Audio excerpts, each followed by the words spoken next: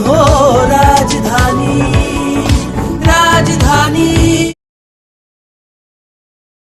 تو اللہ نے سب سے افضل ترین مقام آپ کو عطا فرمایا، سب سے افضل ترین مقام آپ کو عطا فرمایا، سب سے افضل ترین مقام آپ کو عطا فرمایا۔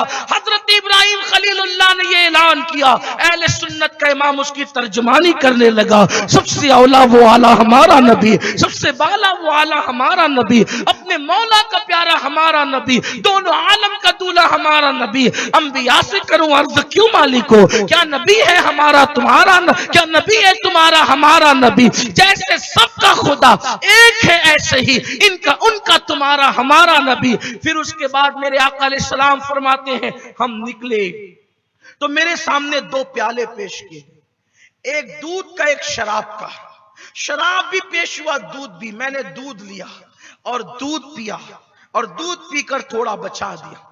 جبریل نے کہا حضور آپ نے اچھا کیا کہ شراب نہیں پیا، اگر آپ شراب پیتے تو آپ کی پوری امت گمراہ ہو جاتی۔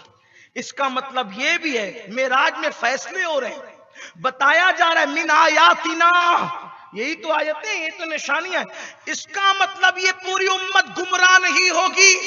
جن لوگوں کے خیالات یہ ہیں کہ پوری امت گمراہ ہو گئی، پوری امت بدعتی ہو گئی، پوری امت مشرک ہو گئی، انہیں معراج کی حدیثوں پر جو صحیح میں موجود ہے، بخاری مسلم میں موجود ہے، توجہ کرنا چاہیے کہ جبریل نے کہا حضور آپ نے شراب نہیں پی، اس کا مطلب یہ کہ آپ نے فطرت کو پا لیا، آپ کی پوری امت گمراہ نہیں ہوگی۔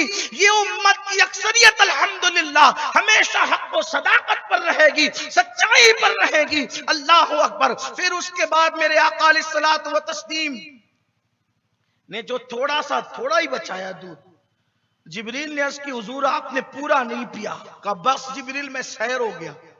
عرض کی یا رسول اللہ اگر پورا پیتے تو پوری امت جنت میں جاتی، تھوڑا سا بچا دیا اس لیے کچھ جائیں گے جہنم کے اندر، کچھ لوگوں نے جانا ہے، اللہ رحم کرے، اللہ حضور سے وفا عطا کرے۔ پھر سرکار نے کہا جبریل پی لوں، کا حضور جو لکھا تھا وہ ہو گیا، جو لکھا تھا وہ ہو گیا۔ اس لیے سب کو چوکنا رہنا چاہیے کہ کہیں وہ بندہ بچے ہوئے دودھ کی شکل میں تو نہیں ہے۔ سب کو اپنی خیر منانا چاہیے، ہنسنے کی بات نہیں، توبہ استغفار کرتے رہنا چاہیے۔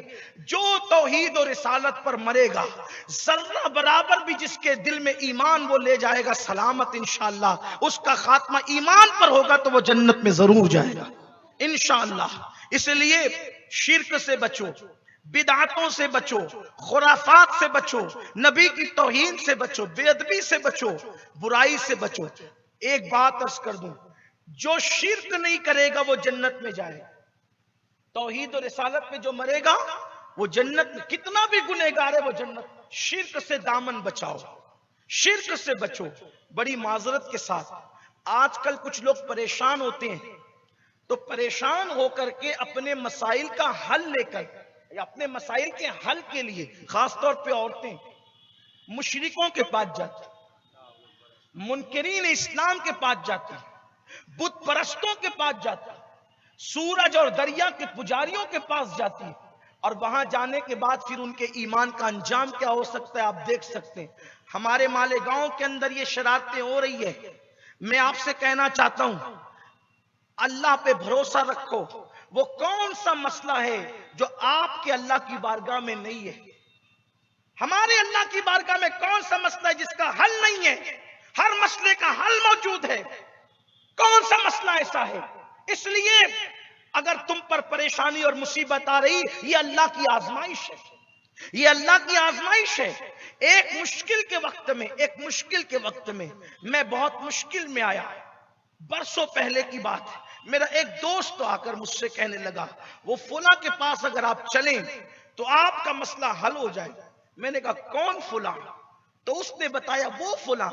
میں نے کہا استغفر اللہ، میں نے سنا ہے وہ تو جادوگر ہے، تم مجھے جادوگر کے پاس لے جاؤ گے؟ کہا مصیبت میں تو جا سکتے ہیں۔ میں نے کہا واللہ میں اس مصیبت میں تڑپ تڑپ کر مرنے کو شہادت سمجھتا ہوں، لیکن اس مسئلے کے حل کے لیے میں کسی شرک کے راستے پر جانے کے لیے تیار ہوں۔ لیکن پھر اللہ نے اسی رات، اللہ کی عزت کی قسم اٹھا کے اسی رات میرے لیے ایسی راہیں پیدا کر دی کہ میں اس کا ذکر نہیں کر سکتا. میں اپنی بات اس لیے آپ کو بتا رہا ہوں، جب بھی دنیا میں مشکلیں اور مصیبتیں آتی ہیں تو یہ مصیبتیں اور مشکلیں آپ کو آزمانے کے لیے آتی ہے کہ آپ اللہ کے کتنے وفادار اور کتنے بے وفا ہو. یہ آج کل کی میری مائیں اور بہنیں یہ اللہ رسول کو بہت ماننے والی ہے، لیکن جب تھوڑی سی مشکلیں آ جاتی، مصیبت آ جاتی ہے، قدم ڈگمگانے لگتے ہیں. ارے حضرت ایوب علیہ السلام کا امتحان، مصطفیٰ جان رحمت کا امتحان، سیدہ فاطمہ کا امتحان، مولائے کائنات کا امتحان، امام حسین کا امتحان، امام حسن کا امتحان، یہ ساری آزمائش اور امتحان اس لیے تھے تاکہ جب تم مصیبت اور امتحان میں آؤ تو ان کو دیکھ کر کے اندازہ کر لو کہ جب مقبول اور محبوب بندوں کو ایسے آزمایا گیا تو ہمیں نہیں آزمایا جائے گا. لیکن وہ اللہ کا در چھوڑ کر کہیں نہ گئے، اس لیے تمہیں بھی کہیں نہیں جانا. آج کل کے نوجوان لڑکوں کا حال تو یہ ہے، اگر پسند کی شادی نہیں ہوئی تو مشرکین کے پاس چلے جاتے ہیں، کیونکہ وہ دعویٰ کر رہے ہیں اللہ اکبر کہ ہم تمہارا کام کرا دیں گے. ارے لات مارو ایسے شادیوں کو جو ایمان دینے کے بعد ملتی ہے. واللہ ایمان اتنی قیمتی شے کا نام ہے، اگر خاندان لٹا کر ایمان بچانا پڑے تو بھی سودا سستا ہے. اور یہ فکر ہمیں ملتی ہے تو میدان کربلا سے ملتی ہے. اللہ اکبر. کربلا والے صرف 10 دن کے نہ بنو، ہمیشہ کے ہمیشہ والے بنو. اس لیے ایمان کی حفاظت کرنا.